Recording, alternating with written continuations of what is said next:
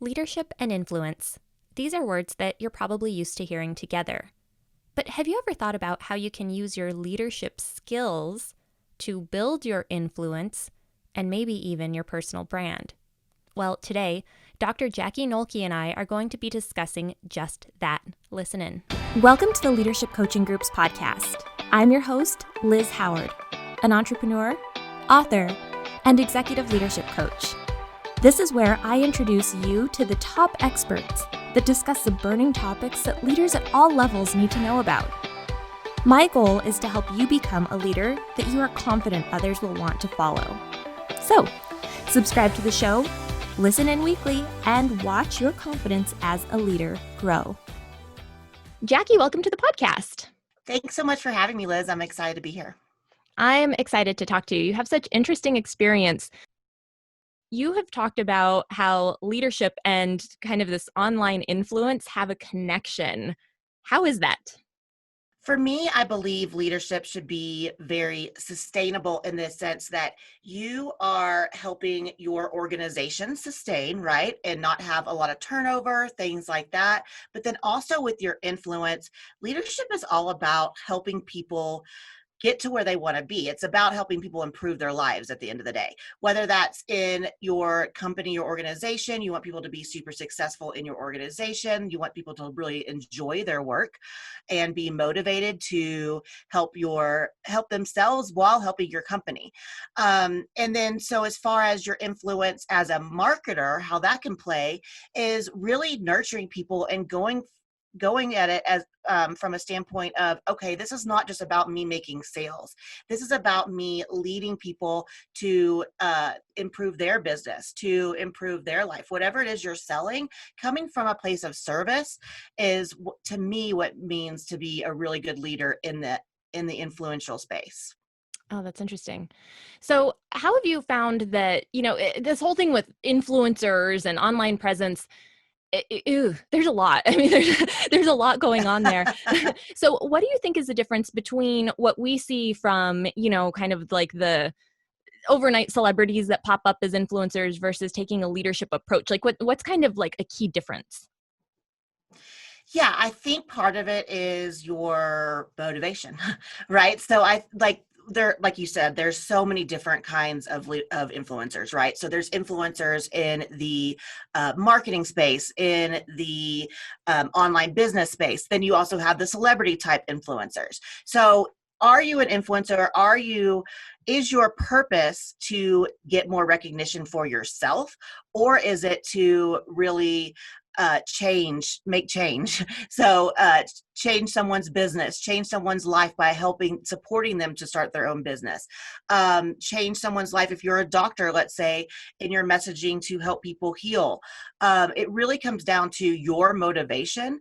But I think that of course, there's some celebrities that are going to probably be famous for as long as they live. But as far as influencers that aren't celebrities, what makes you sustain and what makes people be able to hang on to their influence and to have lasting influence is that they are in it for more than just their own image, their own growth. So they are coming from a very they're very service minded, and they're giving a lot of content and nurturing content and that sort of thing to help people grow in one way or another. Okay, so I love that. And I'm used to hearing a lot of people that are really passionate. They want so much to be able to be a voice of good. They're trying really hard and they just feel like it's going nowhere. Like all their attempts are just duds. They can't get followers. It seems like they can't get their voice out there. And some of them have been going at it for a while. What are some of the common things that people sort of get wrong when they're trying to be influencers? Yeah, well, one thing is worrying too much about what other people think. So I think that holds people back a lot. So it holds people back in their content, how they're sharing, they're not being vulnerable, they're not really showing who they really are. And people see through that. So that's not going to attract a lot of followers, a lot of people who are really interested in your message when it just kind of falls flat. So the number one thing is is don't hold back, be who you are, and also don't worry about what other people might think. Because a lot of times people aren't sharing content because they're afraid that somebody from high school might see it and not like it, that kind of thing. And trust me, I used to be there. But over time, you realize that showing up and sharing your message is what truly matters and being authentic to you. And then also just going outside of um, your own platform or your own pages. So don't just post on your Instagram and your Facebook and things like that. See if you can collaborate with if you're an entrepreneur, other entrepreneurs, or whatever your niche is, whatever business you're in, or whatever your career is, whatever it is, find someone else where you can also go on their platform and share your message, do interviews back and forth, do podcasts. That kind of thing will help you grow your influence for sure. In this whole world of leadership and influence, have you seen any trends of what audiences are really looking for from leaders and influencers? Has anything really changed for what people are dialing into? Yeah, absolutely. So you've probably seen all this before, but 5 years ago, more of the bro marketing was working with, people with pictures in front of their Lamborghini, that kind of thing. And now a lot of people just aren't falling for that. They I don't love want that. They bro want marketing. authenticity. Yeah. They want authenticity. They want to see the real you. They want your backstory. They want to hear your struggles as well as your successes. So definitely that's the trend. People want real. They don't want this yeah, like I said, like the pro marketing with babes and Lambos. It needs to be much more authentic, and it needs to build connection over this, hey, look at me, I'm so rich, you should listen to me type of thing. Yeah, and that's a topic that we hit on a lot with leadership is authenticity, certainly, but maybe it ties back a little bit to what you said about feeling nervous about how other people are going to view you and maybe judge you. But can you sort of break down why people are more drawn to that authentic, real version of a person? Because I know even developing young leaders, sometimes they're just so nervous to admit that, like, I have 3 years of experience instead of 30. And it's like, but you're not even 30. How could you have that many? It can be so challenging for them to overcome that. So can you talk about what the draw is of authenticity and just being real about your story? Why do people like that?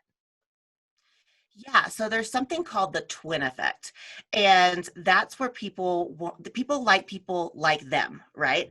And so when you're showing your vulnerabilities and showing that, hey, I wasn't, a millionaire overnight, that kind of thing, the people that you are selling to who that hasn't happened to as well, they want to see themselves in you. So when you're able to share that vulnerability and you're able to be truly authentic, you're going to attract those quote unquote twins, the people who really feel like they see themselves in you, and they're going to be your biggest fans. And so that is why being authentic really helps in business, leadership, marketing, all the above. Mm, makes sense. Makes sense. So, what's your advice to people that want to dial into that authenticity more, but they're just super nervous about it? So how do you find your authentic voice? And I'm sure this could be a podcast all its own, but do you have any kind of wave top tips? Yeah. So my first thing I'll say is gratitude is the antidote to fear. So when you are scared, go into a state of gratitude. So that's one.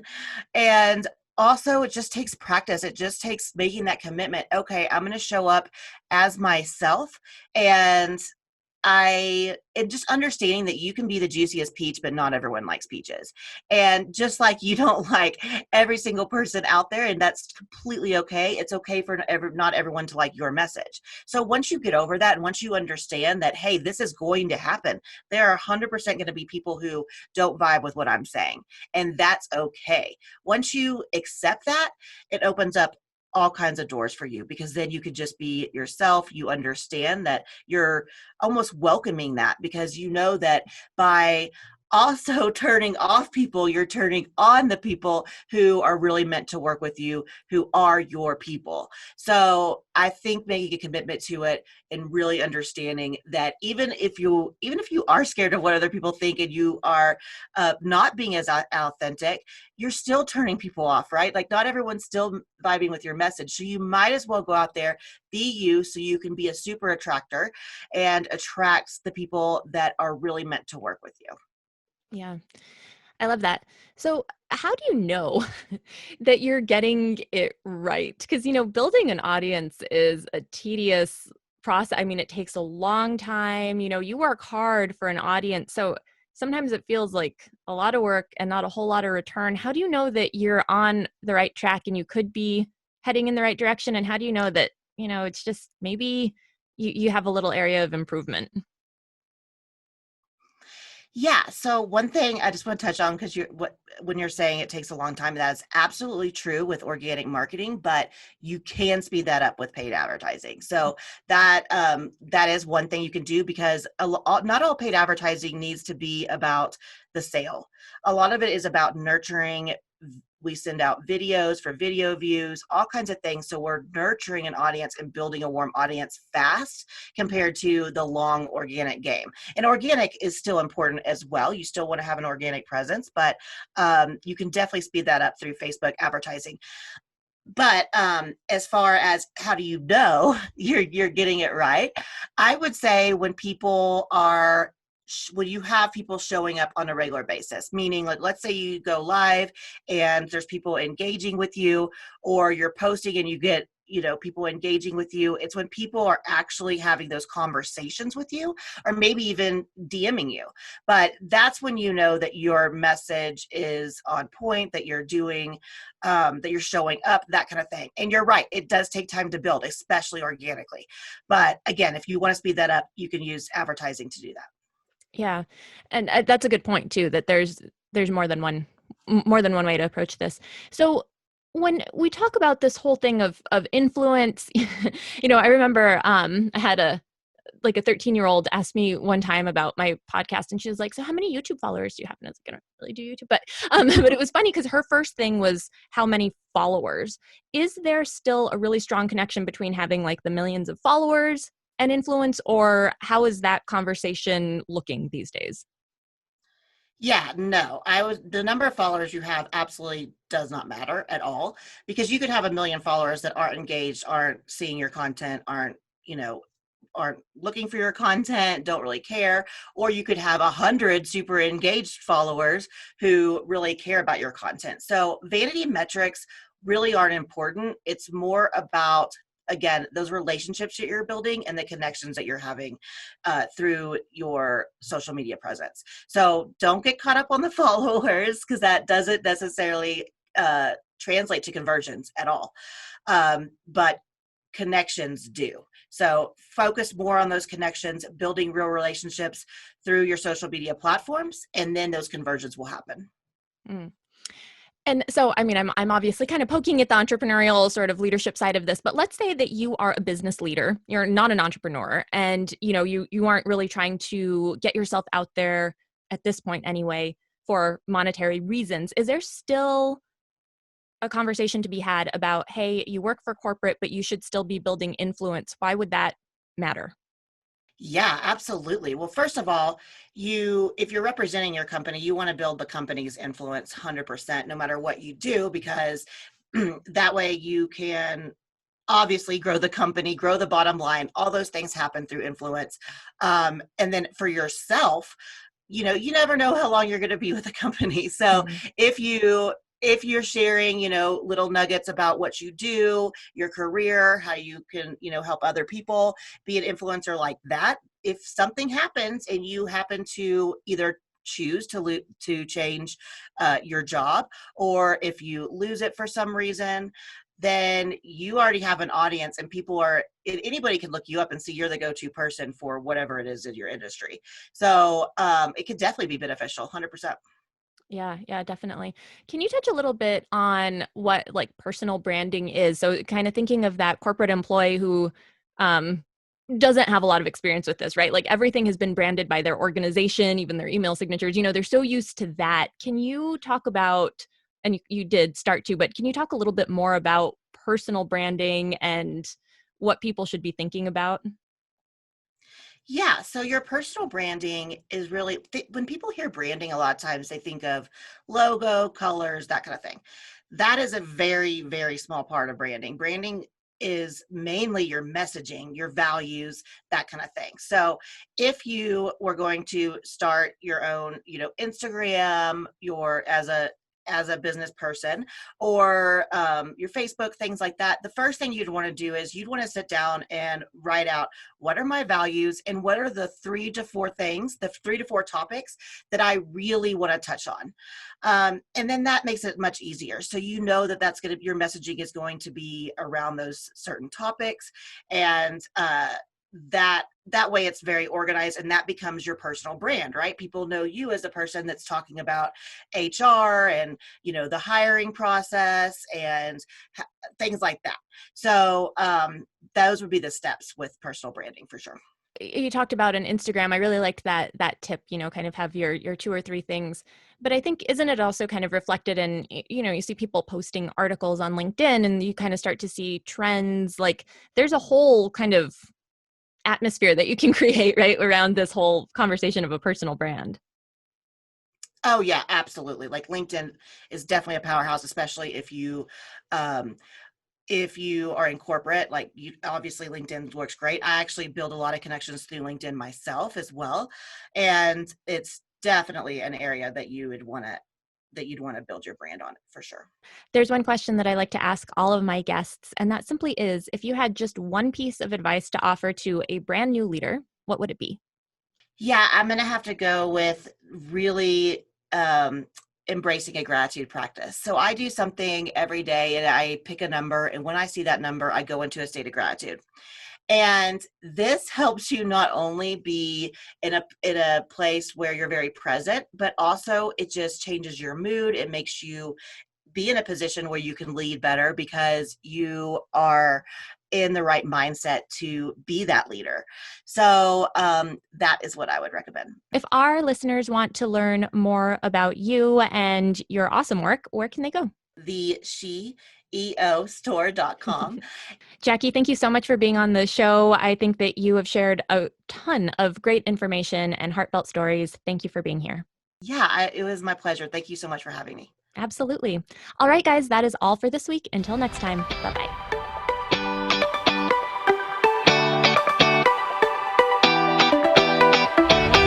Hey guys, if you're getting anything out of this show, please head on over to iTunes and leave us a review.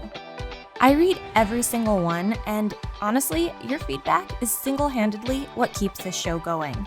So go to iTunes and let us know you're listening. Thank you so much for being a part of our community.